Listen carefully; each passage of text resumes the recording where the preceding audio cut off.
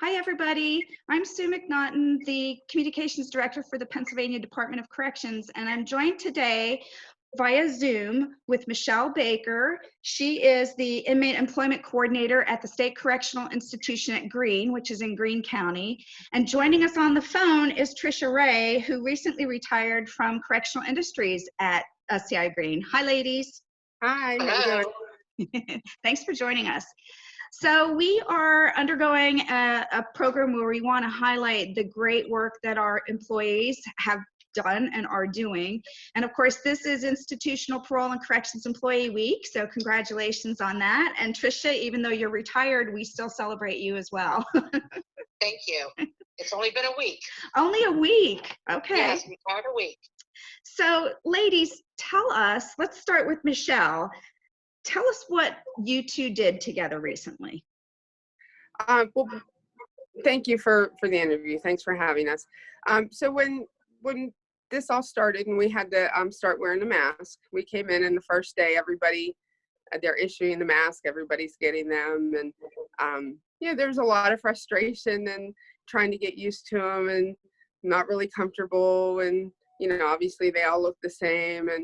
And as soon as I left work that day, I got on my phone and I called Trisha, and first words out of her mouth is, what's wrong? You're calling me. It's like 4:01. You just left work. What's going on?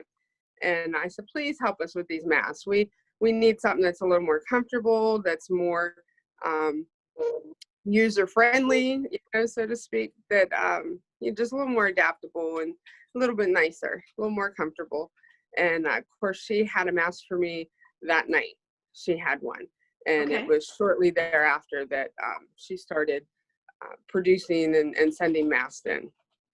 Okay, so Trisha, how is it that you had all of the supplies and equipment that you needed to be able to start producing masks? I have equipment, my own equipment that I've had, and I've also had some materials and stuff. And between Michelle and I, we put our ideas together. Michelle had retrieved the materials for me, being that she was already out there, and I was a little bit too scared to leave the house, being that we was under quarantine and stuff. And she was the go-getter. She was the one who picked up the supplies for me and dropped them off. And gradually, I did as well. I just started sewing. It was just nonstop, and to help my brothers and sisters, still I didn't forget where I come from. Being that it's all about keeping each other safe. Absolutely. It was definitely nonprofit. It was definitely wasn't out to get paid or to have any kind of personal gain whatsoever. It was kind of like fear to make sure everybody was absolutely safe in the environment that they were in.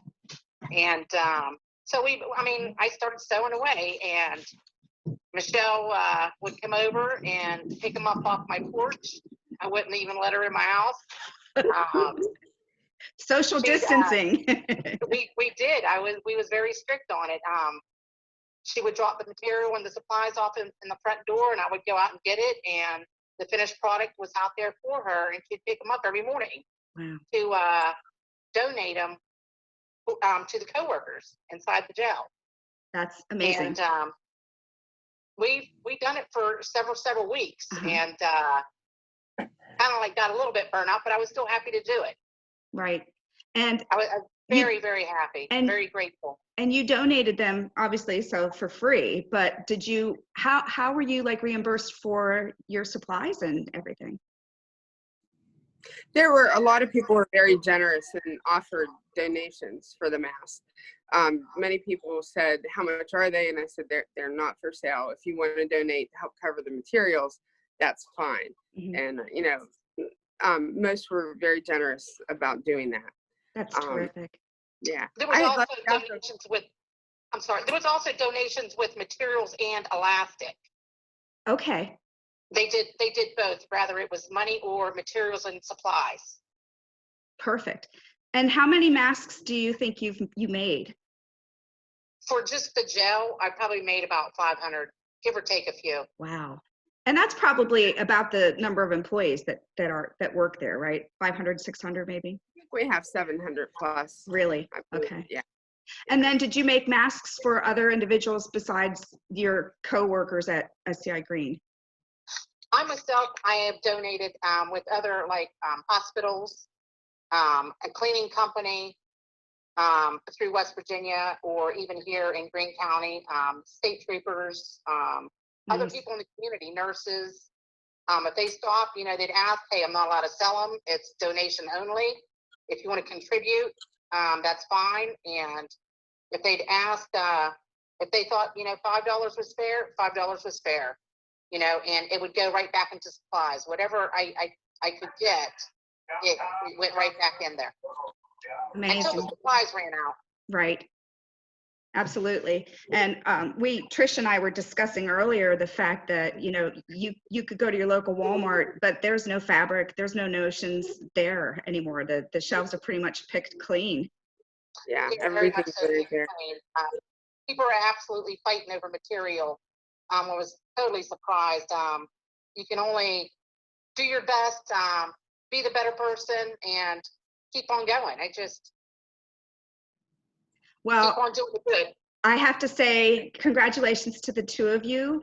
What a great example of teamwork. And we know that since SCI Greene opened in 1993, it's always been the green team. So Absolutely. congratulations, and DOC proud to both of you for doing that. And, you know, again, it shows that when it comes to COVID-19, we're all in it together, coworkers, even just people in the community. And, you know, thank you so much on behalf of the department for everything that you've done and continue to do. It's been such a pleasure meeting and talking with both of you. All right, thanks so much. Did you guys have, Definitely a green team. yes, go green team. Yes. Thank you, ladies. All right, Thank you thanks so so much. much. Have a good Appreciate day. it.